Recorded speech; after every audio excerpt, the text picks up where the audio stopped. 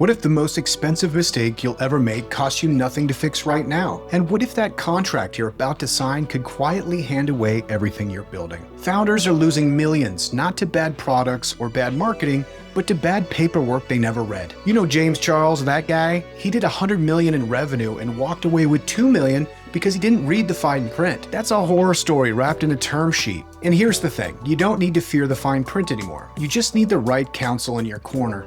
What if getting a lawyer was as easy as sending a Slack message and cost less than your last dinner out? $100 per contract, human layered review, 24-hour turnaround, Delaware C Corp set up for free, bank account, IP transfer, board structure, co-founder agreements, all of that. And then when that influencer slides into your DMs with a handshake deal, you send it to your outside general counsel before you sign anything.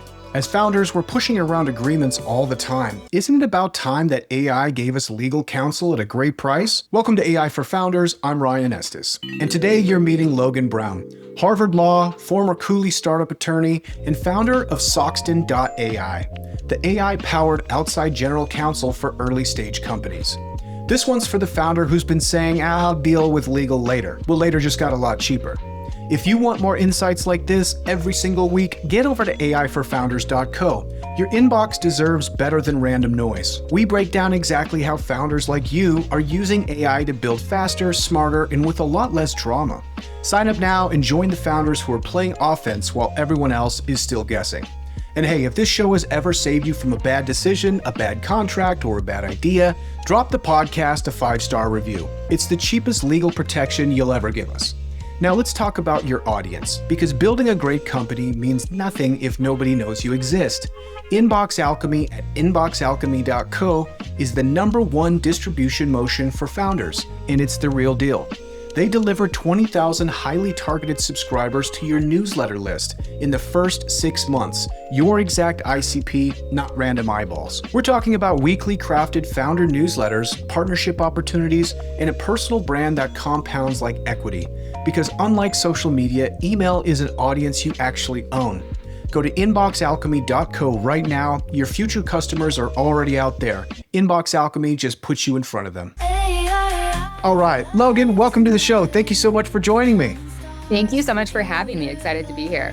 100%. And I just want to start with, I love your name, Logan Brown. Thank you. Sound like a private investigator or something. I like that it's 10 letters and it's even. I also like being a girl Logan. That's a little bit less common. So all good. Good job, parents. Very good. Very symmetrical. When I'm looking at names, I like the symmetry, you know? I agree. There's a restaurant in New Zealand called Logan Brown. I wrote them a letter when I was in 5th grade, and they told me if I ever came, I could eat for free. And they're still in existence, and so now it's on my bucket list. Nice. Yeah. Heck yeah, you feel like the mayor. Now, my name's Ryan Estes, and in Colorado here, there's a cute little town called Estes Park. Yeah. So I can kind of relate. I go there. I feel like the mayor.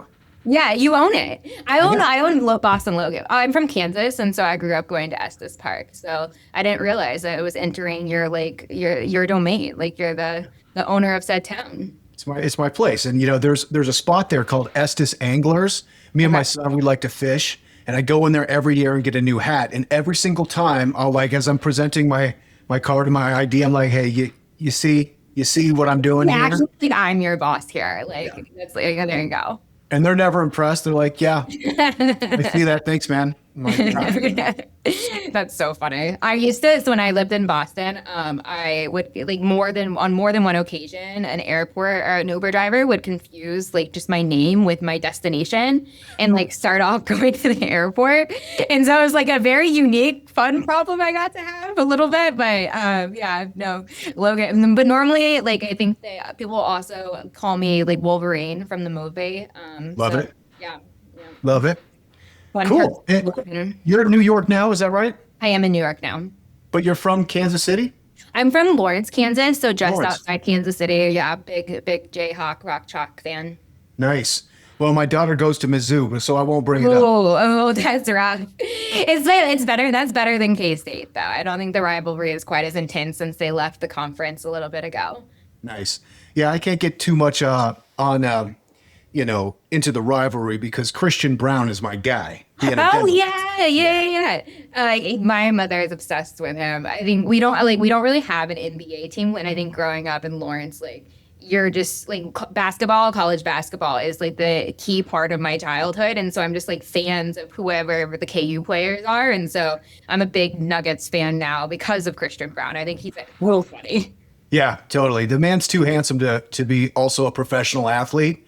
And what a heartbreaking Nuggets season. But I love that guy. He's great, man.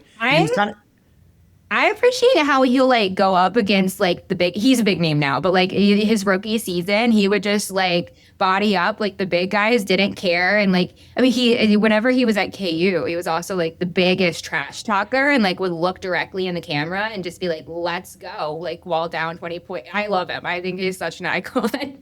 He's the best. In tough season, he's kind of injured, but man, when he drives the lane, ooh, love it. That's so funny. Yes. Nice. So what a place to be from. Whenever I was growing up, if you wore purple to school, because it's K-State colors, you got bullied. And so like now I have like an adult aversion to wearing purple because it was like a childhood trauma. And so like sometimes I'll see people and I'm like wearing purple. I'm like, you can't do that. But no, it's just growing up in Lawrence, Kansas. That's legit. Yeah, I mean that might be the center of that might be Mecca of basketball, college basketball for sure. It's like there's no place like it. No. Cool. Awesome. Well, Logan, I'm endeared to you now, knowing you're a Nuggets fan. Thank you. Like share Christian Brown. We'll get you on the Jayhawk train in some way. Or we could go completely off the rails and just talk about basketball this entire thing, but I don't want to do that. I do. Talk about a lot. Yeah, I do. Also of importance to me. But I do want to talk about your company because you're kind of an extraordinary founder. And, what I like is right now, if you go to Soxton.ai, which is your company, it's kind of shrouded in mystery and mystique. That's yes. Like we're hidden. You have to like guess at what we do. No, we want to make sure that we're only servicing the right customers for us, and so we're not really doing any sort of outbound outreach at the moment, aside from like me appearing on this podcast. But we are an AI powered outside general counsel to early stage companies. And so essentially, like whenever a company is getting formed, getting their employees, getting advisors, the day-to-day like legal questions that folks might have, we're able to engage as a law firm and then answer those in an affordable way for $100 a contract or $200 a contract, depending on the ask. So much cheaper than traditional big law prices. Amazing. Yeah. And so $100 a contract, break that down. So we have a bunch of probably pre-seed, pre-idea founders that are listening to the show, and like legal counsel obviously is one of those blind spots where people are like, man, how much should I be investing in agreements right now when I'm not 100% sure? So kind of break down what that is. Yeah. So, I mean, I think that the answer to that question is like getting customers is like matters more than anything. I think that it's important to not make the big mistakes. Like I think you should form an entity, get a Delaware C Corp, especially if you're planning on getting investment. I think you should make sure that you're filing your 83Bs. That's one of the few things as a lawyer I can't fix for you, or it's a hard thing to fix. But I think when I used to work at Cooley, which is the biggest law firm in the U.S. for startups, and my billable hour there was like $900 plus an hour. And I think when I saw the invention in the release of ChatGPT and Claude, I was like, okay, like I want to utilize this tool source, this resource to allow more people to access this high quality of legal services at an earlier stated time. And so we are able to form companies. If you use one of our banking partners, afterwards, they'll cover the costs. And so you can get a Delaware C Corp for free. And then whenever you're bringing on any sort of customer, advisor, just like the day-to-day needs, you can make a request on our website. You can describe what it is you're doing. Like I am bringing on this advisor. They are CEO of this company. I want to give them 0.25% of my company. What do I need to do? And then we will respond. We will have AI take the first pass at that. We have the whole series of agents and quality control checks that will produce that document for you. And a lawyer, all of my lawyers have worked as a startup lawyer for at least 4.5 years. We'll review it and then get back to the customer. And then that's $100 end-to-end, 24-hour turnaround time. Yeah. Wow. Amazing. So maybe a logical path is, okay, we've got an idea. We need to form our Delaware C Corp with me and my co-founder. Correct. $100. Oh, well, with a Delaware, so to form a Delaware C Corp, if you use one of our banking partners, it's free. Like you can just get that Free. Delaware C Corp set up for free.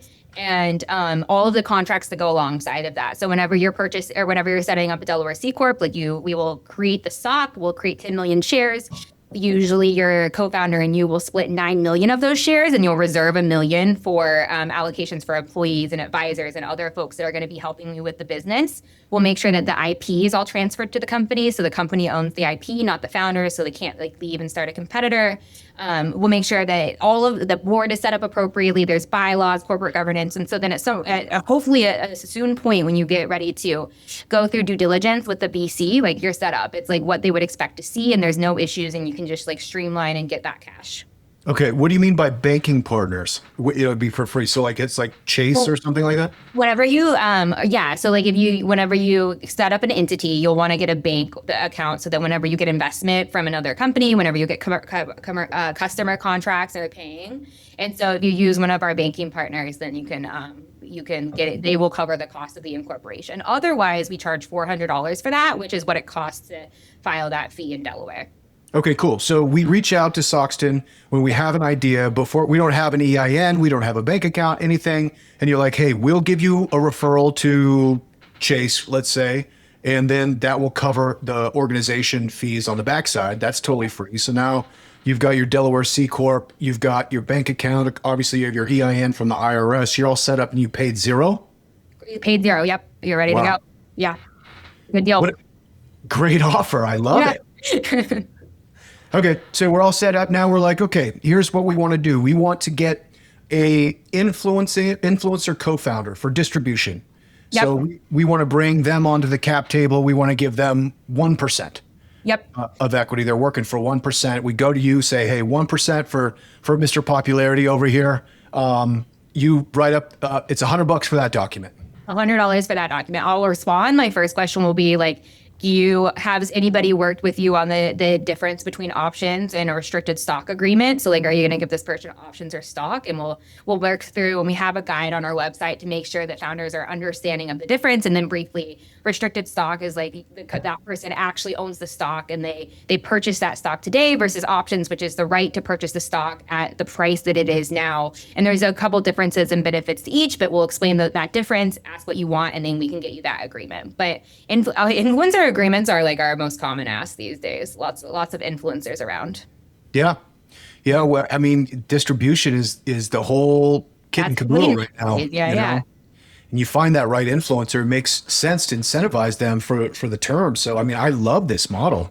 The distribution co-founder is amazing. I mean, We have many of those. We have accelerators that are like, that is their entire model, is that like they are an incubator and they bring on an influencer, and that's the entire play, is like they just start company after company with influencers as a co-founder, and then they're trying to just like see what hits. Incredible. Yeah. What a weird time to be. Sometimes because I see so many companies incorporate under so many different ideas, and I'm able to see like what you're describing is like, oh, like I see, like here's the co-founder influencer, like let's see that distribution work. But I'm also able to see different plays. I feel like it's like a really fun spot to sit and see what's trending on any given week.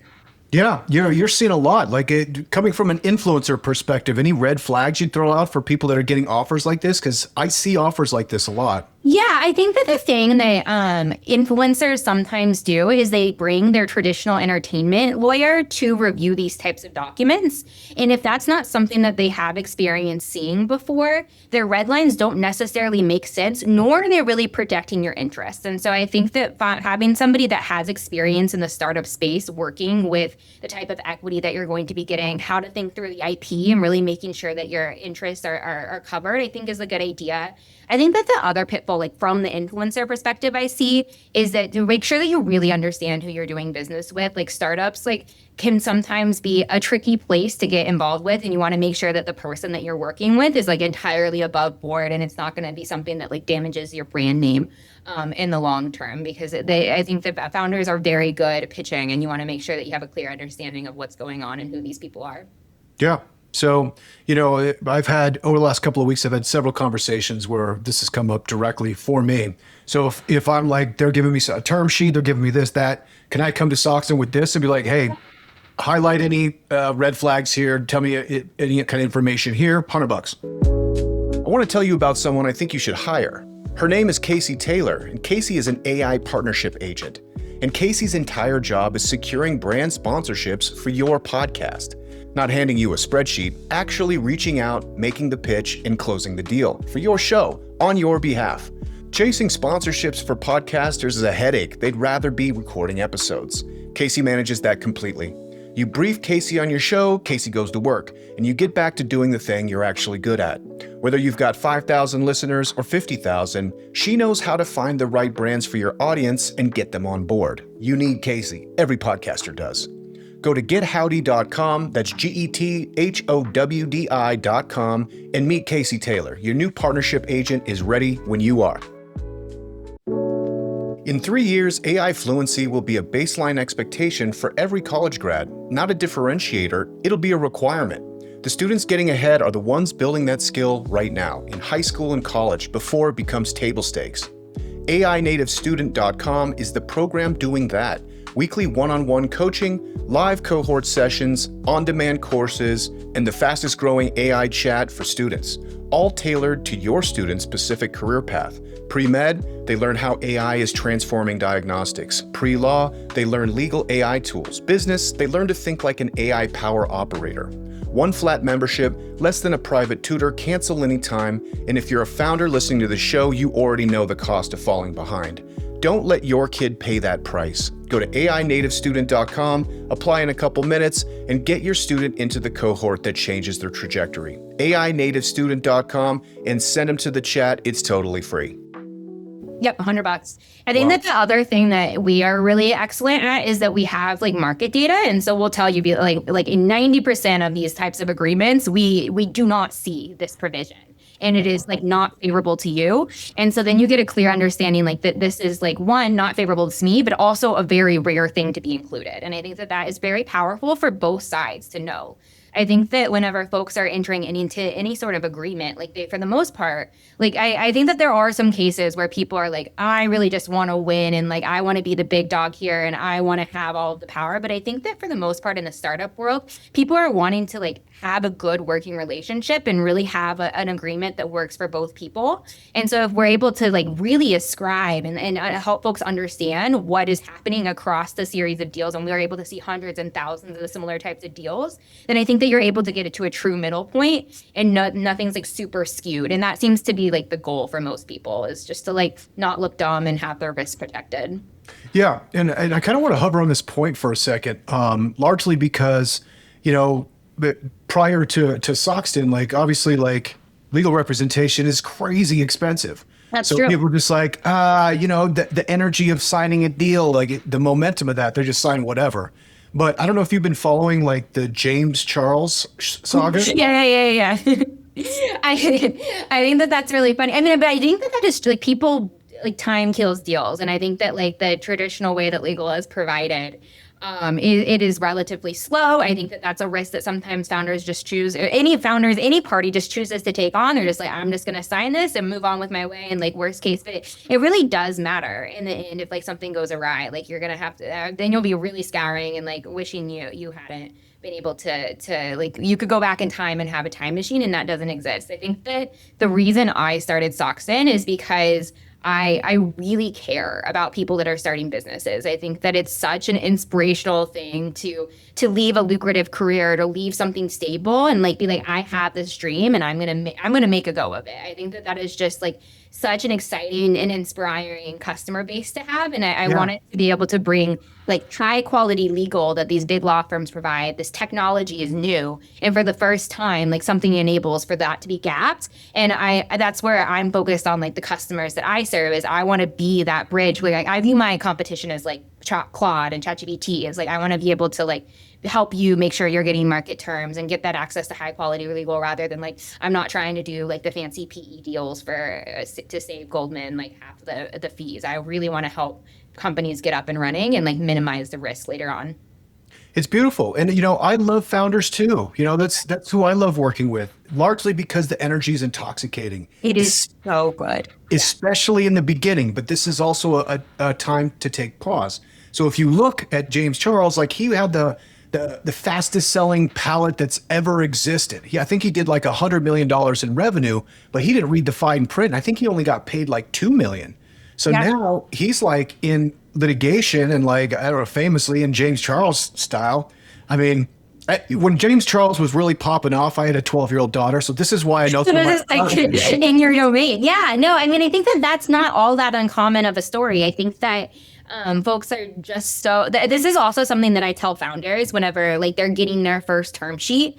And I think this is probably like one of getting your first term sheet and getting your first customer is a time that founders really feel like, I think, grateful that that is happening to them. And I totally agree. Like I'm also in those shoes now where like, I am grateful I have a term sheet. I'm grateful that this person that is bigger than me, like wants to do this contract. And sometimes they don't feel like they can push back. But I think that it is expected that you will push back. Like they are agreeing to like it is there is a positive outcome for both parties here. Like each side has leverage, and like there are some disproportionate negotiations. But at the very least, it's important to know what is in these documents and like understand the risk that you're taking on, so you don't end up in that situation. And I think a good lawyer, and this is something that I really care about at Soxton, is like making sure that the deal still gets done and like the biggest risks are protected, or at least the risks like that are not protected, you know about, and so then you can manage those in your business relationship.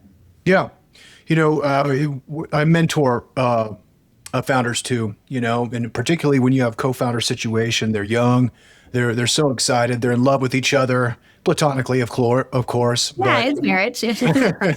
When I was talking about like, hey, it's great. Here's what happens when we're billionaires, but what happens when you guys need to break up? And having those conversations and those documents in line of like, if this person's burnt out, doesn't want to do it anymore, what happens to all, how does that trigger all the events? Is that something you can organize through Soxton as well? Yeah, so I think that that's something that like back in like my prayer law firm days, like a co-founder agreement wasn't like a standard term. And I think that that was like a flaw in the way that businesses initially are set up. And so we've like created this, like we call it a workflow, but you can just essentially be like, when there's a disagreement, like what are we going to do? If somebody is like very injured and like very sick and they have to step away, what happens to their equity? And so we have created this like step-by-step guide through all of these questions. And this is just like included in the Soxton like membership. Like we don't charge for this. And so then later on, if there is a separation, like you have like a clearly, like you agreed to this contractually. But I think separation, but we do also see like the nasty separations from founders, and that's a little bit more expensive for us to manage, and we do that too. But I think that just like if you can like talk through the things that will happen, because like starting a company is very hard, and there will 100% be days where you and your co-founder are not on the same page, and there will be some things that are happening in different areas of your life. If you can have a clear plan, I think that can really help. 100%. Yeah. Okay. I'm just in love with this $100 legal contract. Thank you. I'm very.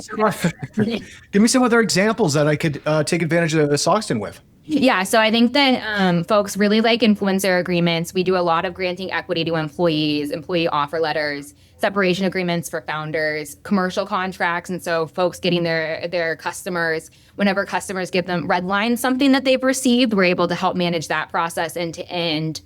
General day-to-day questions. If you're like, hey, like, can I do this? Like, we're able to answer those questions. All of those things, we respond very quickly. AI does the first pass, lawyer reviews, and then gets back to you.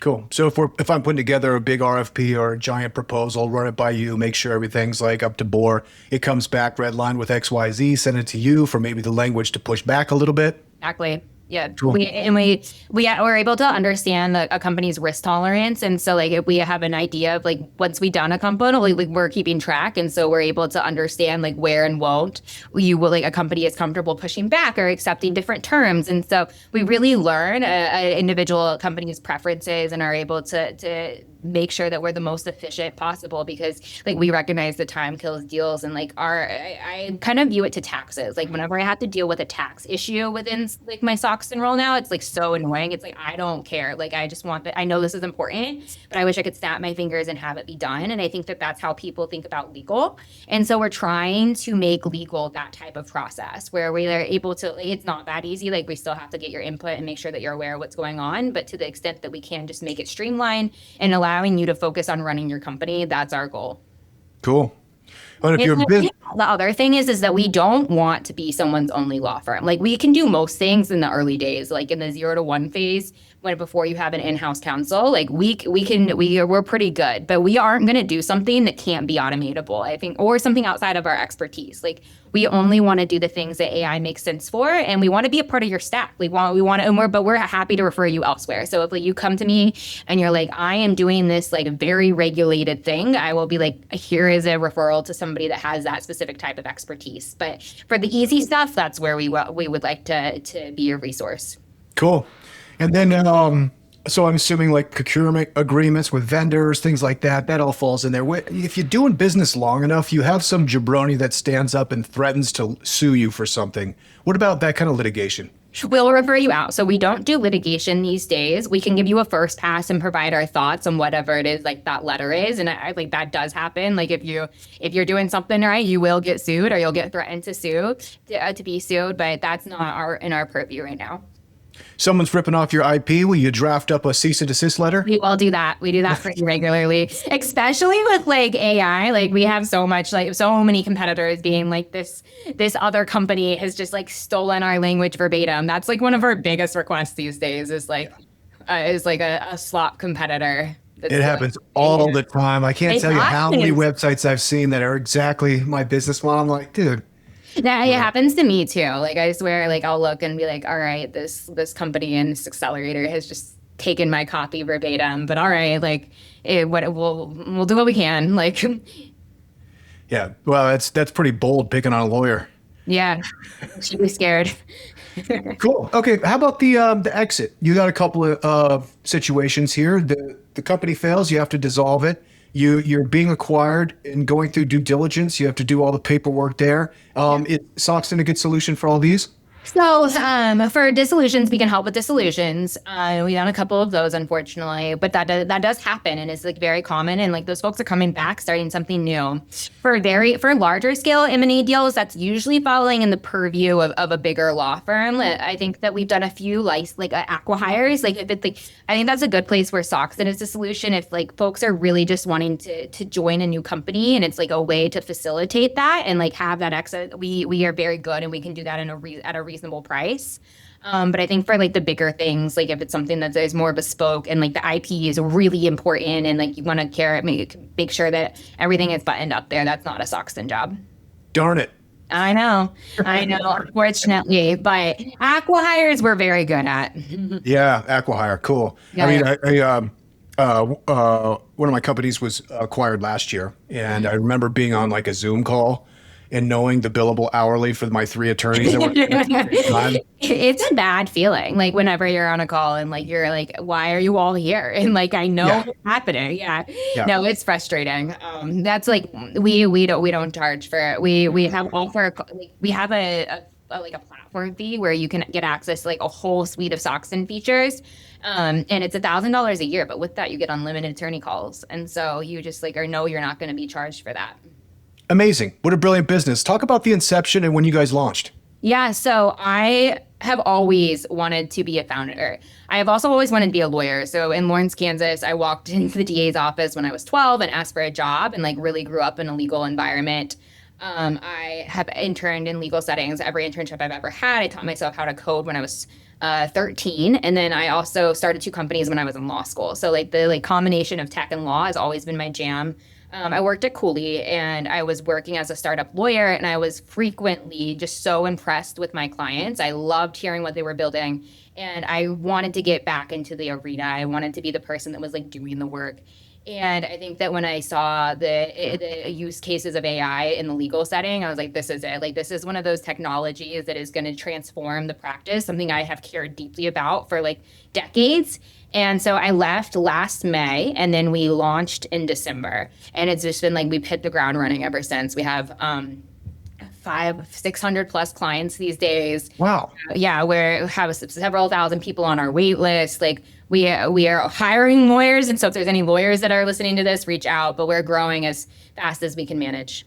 How'd you finance did you raise a round? I did raise a round. We raised 2.5 million. I was lucky enough to get a term sheet on the day that I left Cooley, so very excited about that. And I really like my cap table. Moxie led, Katie Jacobs Stanton and Alex Ritter. They were former Twitter executives, and there's a whole bunch. It's a very stellar crew of largely former operators that have transitioned to VCs, and I really am appreciative of them. I think I treat them like extended employees, or I call them with my day-to-day problems, and I couldn't be happier with my cap table.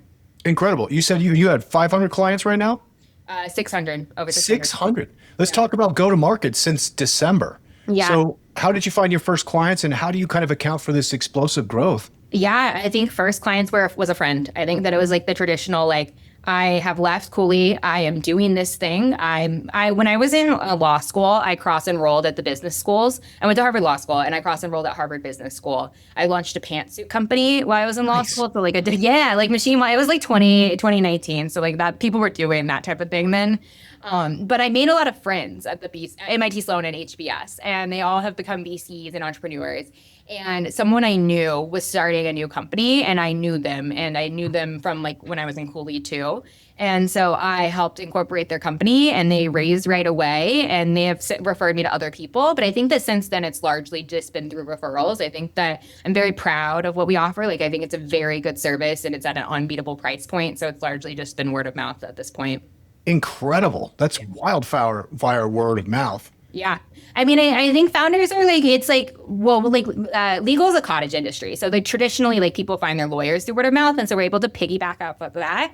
And then I think that founders are funny because like ascribing them to a community, I don't think works. Like they're like, I'm not in a community, I'm a founder. But they also like are very virality driven. And so we're able to really piggyback off of that. And like founders like tell other folks that there's a service that they like. And I think that like those two things in combined has really led us to get some good growth. And I think that finding folks that I also like delivering on the product. Like I think going where there's a problem where people have their hair on fire, like people hate the billable hour. Not everybody, some people really like their lawyers, but I think it's like a real problem. And so they're happy to use our solution. And they were happy to use our solution whenever it was like far less pretty. And so I'm grateful for my customers. I love them.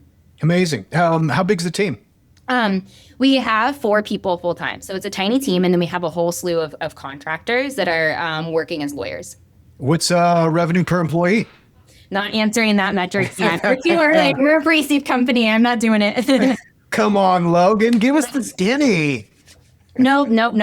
At some point, I think we'll share. But I think that really, like, I think our North Star here is billable hours saved. And we've estimated that we've saved companies over $1 million already just by using Soxton on the complexity of the work that we do and the price point that we're at. I think that one of the things that I'm most proud of is we do price rounds. And if you go to a big law firm for a price round, it's like $50,000 to $100,000 depending on the nuances of the deal. We charge $10,000 for them, and we've had one person who used a big name law firm for their last price round, and then they used Soxton for their next, and they said it was the best experience with the lawyer they've ever had. And I think that like I didn't pay them to say that, I didn't ask for them to say that. They just like independently wrote that on their LinkedIn. And I think that when you're a founder, that was like it's one of the best things you can ask for is like great, like make something that people really like want to use and share about. And I think that like there's no real beating that in the world. It's incredible. Is that because the lawyer they're referencing is an AI agent? We never have AI directly provide legal advice. Like there's 100% of the time a human in the loop. Like you never have to worry that an AI agent is just like without any checks or balances giving you a contract or answering your question. There is always a lawyer there. I think that routine tasks, especially in the early stages of a startup's life cycle, are pretty form driven. Like there's not that many things that an early stage startup can ask for that I haven't seen before. And so that we're really able to remove a lot of the inefficiencies and have AI get to a pretty good place, like 90 to 95% of the way. I think in particular with financings, like those are like form documents, like they're been based on the NVCA forms, and there's not that much that like should be and like I also think that a lot of the negotiation that occurs there is silly. Like for a seed company doing a price round, like having a negotiation about what happens upon an IPO is nonsense. Like those are going to be hopefully renegotiated several times over before that point. And so I think that we're really just like optimizing for like what makes sense. And then there's many things that like aren't even AI based, like just automations and things that like if you sit down and like think about from first principles how this should work, we're able to just build from scratch. And so I think that's really half of what we're doing here is like the business model and the way that things are done need to be different. And so if you're able to sit and think about here's the end goal, I'm not optimizing for the number of hours somebody can put on this. What's the best way to do that? That's how we think about problems at Soxton. Cool. Okay. So the AI is kind of like more of an animated form filler, and like it's running analysis. It can do the heavy lift as opposed to it's not drafting arguments and things like that. No, like you make a request on Soxton. You're like, I need this influencer agreement. Agent number one, agent will pull influencer agreement. That we have a whole set of rubrics that will match it to an influencer agreement based off what you described. Agent number two will update it with your company information. Agent number three, see if there's anything that's bespoke in your request, update that contract. This is all in a red line. And then we will also look at your past preferences. Lawyer will then look at it. It's optimized for a lawyer review. And so then they're spending less time on it. And so I think that it makes sense for everybody. Like you're able to allow lawyers to do the important part, which is thinking, and then get back to clients faster and like an affordable way. Beautiful. Okay. Well, we're at the time in the podcast where we're going to enter the quantum round. Are you ready? Let's do it. All right. So you said that in college you started a pantsuit business? I did. A machine-washable pantsuit business called Spencer Jane. What happened to it? It still exists. I run it out of my parents' basement in Kansas. I largely sell it. There's a couple law firms that purchase those pants, the blazers every year for their incoming female associates. And I advertise it to bar associations. And so the orders go to like my mother, who provides free labor. Thank you, Mom. And sends it out. Incredible. Why are we wearing hoodies? What's going on? Well, Soxton, we love the socks and hoodies too. We're the new age law firm. We don't have to wear blazers every day, but you will see a Spencer Jane blazer at some points. I love it. That's so cool. Yeah, it's fun. I mean, I think that I learned so much. Like I didn't know anything about the startup world before I did that. And I just like decided that I was going to do that. I went to HBS. All of my friends there were like starting these tech companies. And I was like, I'm going to do a pantsuit. And I found a type of fabric I liked from a fancy company in like Saks. And I added everybody from that company on LinkedIn until someone told me where the fabric came from. And then I got in touch with the fabric mill, who one made me my fabric that's machine washable, and then also connected me with a factory that was in Italy, and they had a son who spoke English and was my age, and so they agreed to like run my orders for me, and like they did like these are the same factory that does like Gucci and Moncler and all the big Italian brands. So they're like doing my little orders and like taking too much time to like really walk me through some of the like the intricacies of it. But I mean, I think it was like a good lesson in like unit economics and sourcing and go to market and like all of the things. I made a lot of mistakes too, but I'm proud of it. It's a good company and not a lifestyle business, like not anything to ever be back. But it was my first thing I did. Beautiful. I love it. Yeah. Anthropic a couple of weeks ago, they launched Claude.com/designer. Are you concerned that they do Claude.com/lawyer? They do. There are so many. Claude has a legal plugin, and like the day that they announced that, like LegalZoom and all of the legal tech stocks, like that were publicly available, dropped. You found like me, in addition to every other legal tech CEO, doing some sort of statement disclaiming or explaining why it was different.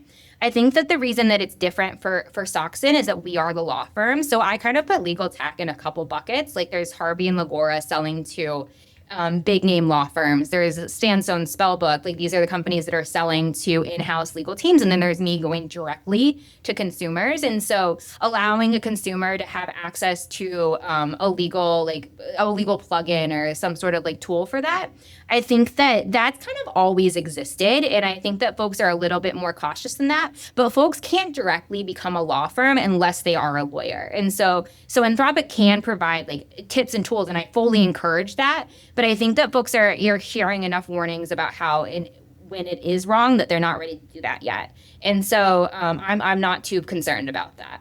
Cool. Yeah. Aside from Soxton, how are you using AI? You have any experiments or toys you're building? Oh my gosh, I use it in so many different things. I'm on like Lovable and like Claude Code every night, trying out all of my different ideas.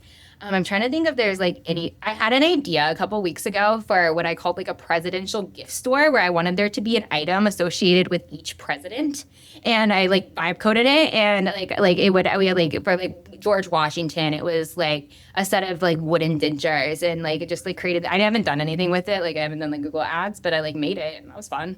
What would be a appropriate gift for the current administration? I think gold. I asked Claude to like come up with one, and it suggested gold paint.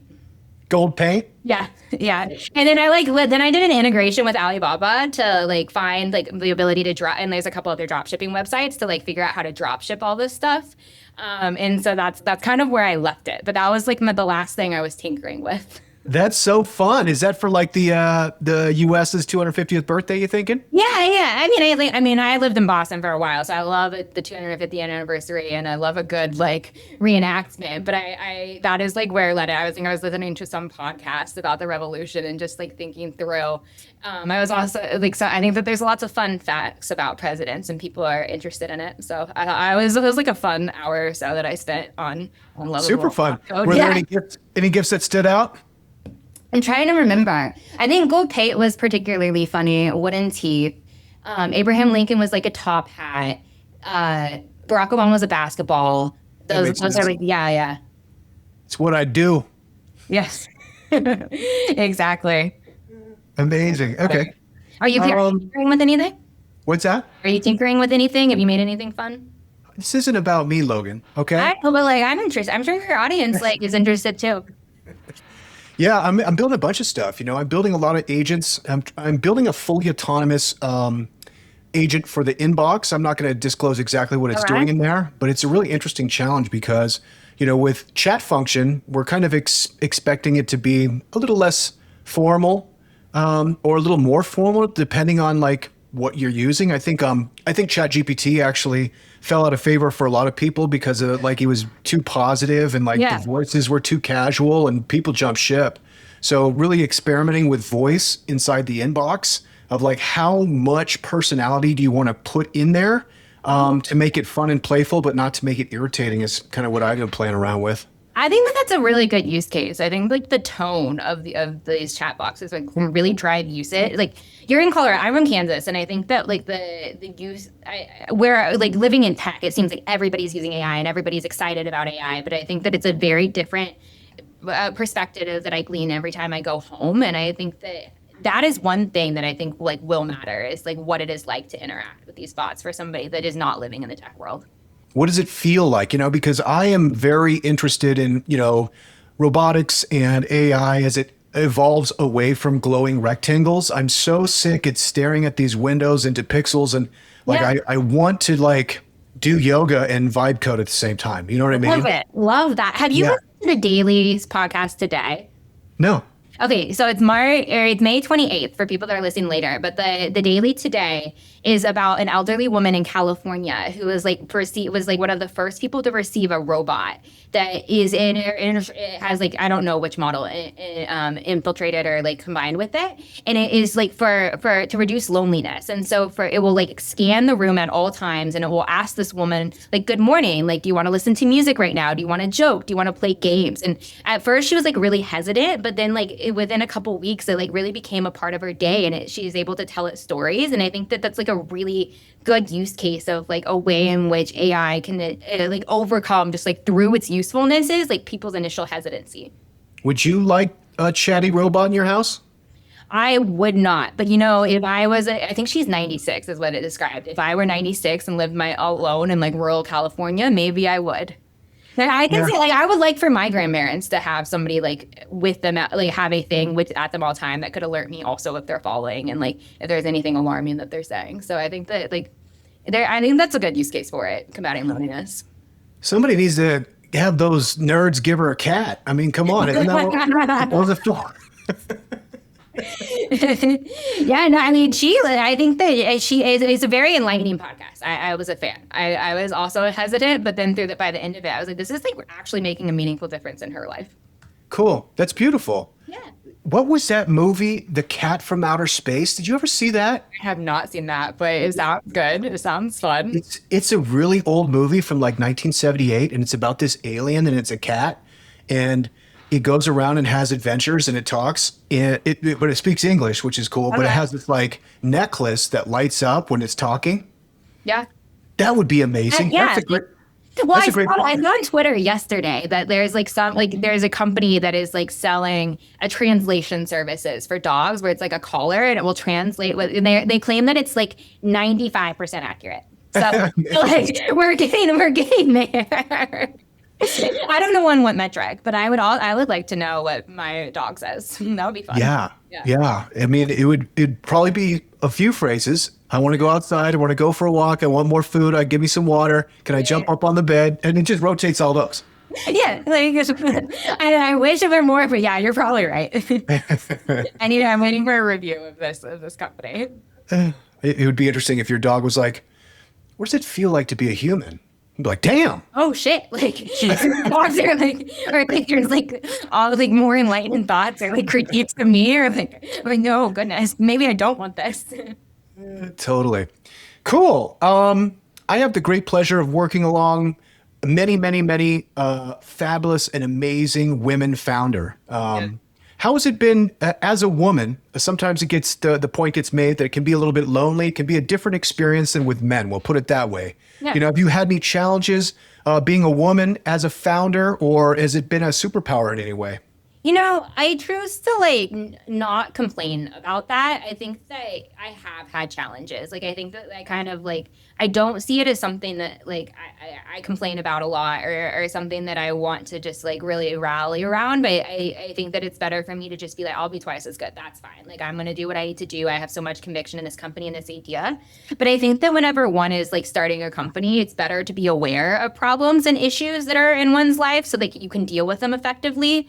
And so like I do think that there have been people that have said things to me that they would have never said to a guy. Like a VC has like said to me that I seem like a scrappy little thing, or like I think some of the comments and like the reasons why they decline investing in Soxton are a little bit sexist, but that's fine. Everybody gets declined for a lot of reasons. I think that probably one of the most frustrating things is like we work in a co-working space, and like if folks are coming into the room that don't know me or don't know that I'm running Soxton, they'll like usually direct their eye contact towards one of the male engineers that's in the room, and it will take a couple back and forth before they realize that like I'm like the one maybe calling the shots there.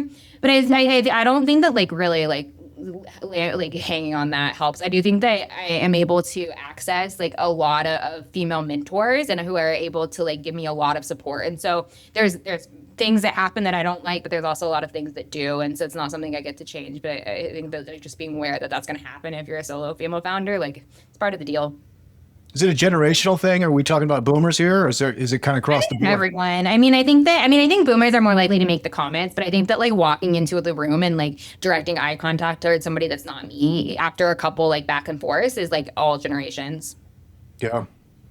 You got to hit some gold paint on that Soxton hoodie. That'll show them. There are things that I could do, which is maybe to wear the blazer and not the hoodie. That is also a choice I'm choosing to make. It's like, you know what? I'm going to be working these hours, and so I'm going to wear what I want to wear. Interesting. Yeah. You're incredibly credentialed. I started it working when I was 12 too, but I had a paper route. I wasn't working for the DA. Which one of kind of your accomplishments, whether it's studying at Harvard or working early on with really influential people, has given you maybe the most juice throughout your career, where you're at right now? I wouldn't consider what I did at the district attorney's office in Lawrence, Kansas as like super prestigious. There was a secretary there named Dolores who let me be her personal intern. And so she changed my life. But I do think that that's like the most influential thing that has happened to me.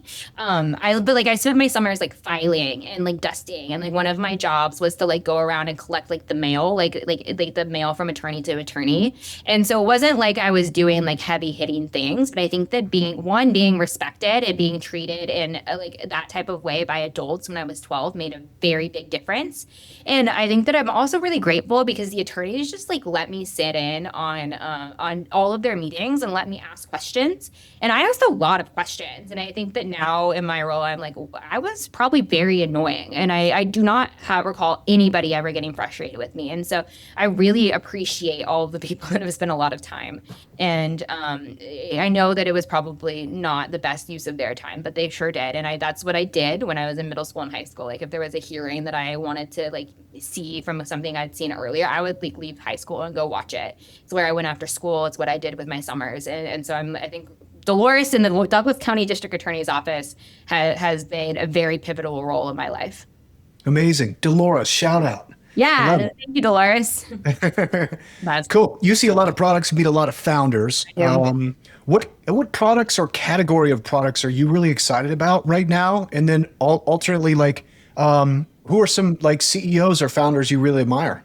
Oh my goodness. Okay, so I think that agentic marketplaces are having a moment right now, and so that means two different things. It's one, allowing agents to interact with other markets, and so like I'm like running I need to buy something, go send my agent to do that, and having a marketplace that is set up for that agent. But it also means like, oh, I need something that will do this specific task, let me go rent an agent from somebody else. I think that those things are very interesting, and we're seeing a lot of those.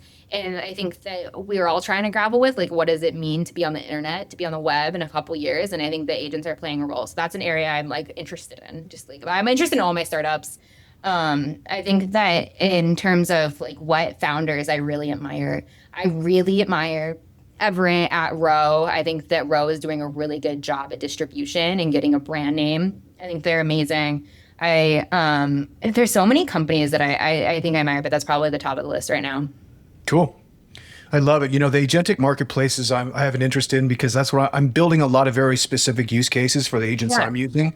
For example, you know, something that pulls this podcast out of the script, puts it to Notion, takes the transcription and emails it through Slack. And I've got like a whole like workflow for it, you know, where it's like, this is so specific to me. But if somebody else, you know, is using kind of a Notion, Slack, Descript tech stack, you know, this can help.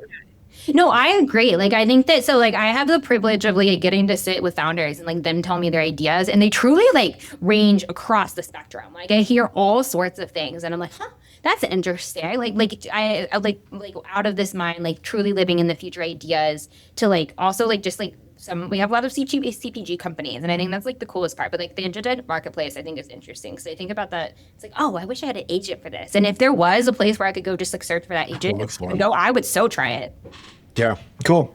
Like I said, my daughter is going to be a sophomore next year at Mizzou.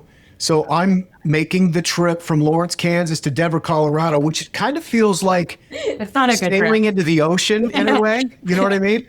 Yeah, there's nothing to do on that drive. But most of the time people have been to Kansas. It's because they're driving to Colorado. And then I'm like, I'm sorry, like you just spend a lot of time in wilderness.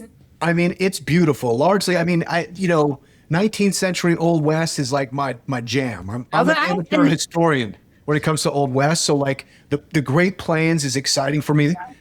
That being said, it is a slog. So when you're doing Lawrence to Denver, what is an absolute must-have playlist in the car? Playlist, it's like Taylor Swift. I think that like that combined with like a suite of podcasts of like varying subjects, but I'm a Taylor Swift fan. Swiftie? Yeah, oh yeah. Nice. Did you see that recent controversy at the basketball game? That she went, what was the controversy? I saw she went in Cleveland. Yeah, they were sitting courtside, and the announcer was like, oh, Travis Kelce and his girlfriend are here. Oh, no, that's wrong. That's not right. I'm also a Kansas City Chiefs fan. So there's like, I like Taylor Swift, and now they hang out in KC. It's like great. It's like, let's not talk about the Chiefs. It's too early, Logan. Come on now. You have nothing to worry about if it was like a reshow of last year. Good point. But, hopefully, hey, I mean, number 15's coming back, so. Yeah, I mean, hopefully his injuries, his ACL has been repaired, and he also is better than he was last year. I have faith. I like the Chiefs. I think they're a well-run organization, so I have hopes. Very proud franchise. I know Blue Santa is an important nonprofit for you. Can you tell us a little bit about Blue Santa? Yes, so Blue Santa, it is an organization also based in Lawrence, Kansas, and something I do a lot of work for. And they provide Christmas presents to low-income youth and elderly folks, in addition to presents for other holidays. And so just make sure that everybody it gets to be celebrated for their birthday and holiday. Beautiful. And people can check that out. It's lawrencebluesanta.org. Why is Santa blue? So they work with local law enforcement and fire departments to have positive interactions in the community. And so it's something I did a lot of work with from like my district attorney days. I got to be very involved with the first responder scene in Lawrence, Kansas. And so big fan of them. Beautiful. Shout out to Lawrence, Kansas. It's been such a fun podcast. Everybody check out Soxton.ai. If you, especially it sounds like if you're like just getting your squad together, you're about to act on your company, like what an amazing offer. You know, set up your bank account, get your Delaware C Corp for free, and then $100 agreements. It's beautiful. Yep. At Soxton.ai. Logan, what's the best place for people to connect with you online personally? You can follow me on Twitter at Logan Brown 799. Cool. What's the significance of 799? It's what Gmail suggested to me when I was 12. And it's stuck. Nice. I love it. I want to give a shout out to Cameron with Soul Comms. Thank you for facilitating this conversation. This has been wonderful. Logan, thank you so much. Thank you for having me. Great to chat with you. If Instagram changed their algorithm tomorrow, how many of your followers on Instagram could you actually reach? Now ask yourself, how many people are on your email list? The gap right there is the gap between a personal brand you're borrowing and one that you actually own. The best founders in the world, the ones getting the deals, the stages, and the inbound, they have newsletters. They show up in inboxes every week. They build real relationships at scale. Inbox Alchemy makes that happen for you. They write your weekly founder newsletter, build you a stunning newsletter website, and grow your list to 25,000 engaged subscribers in 6 months. All managed end-to-end, so it's generating pipeline while you focus on building your company.